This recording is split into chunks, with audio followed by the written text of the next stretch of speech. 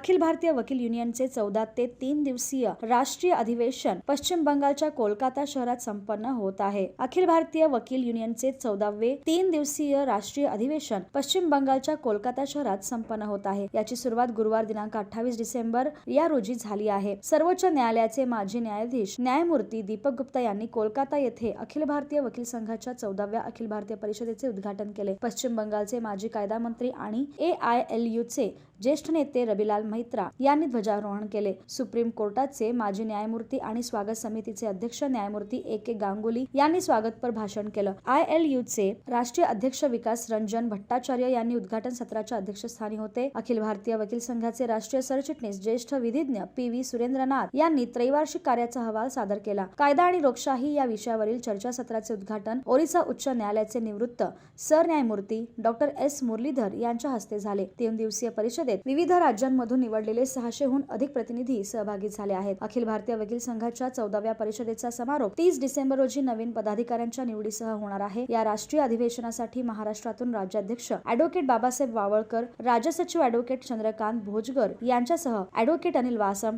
Advocate विशाल Jadhav, advocate संध्या Patil, advocate Ravindra Shirsat, advocate विशाल Avaghade, advocate Deepak Vishwakarma आदी प्रतिनिधी सहभागी झाले.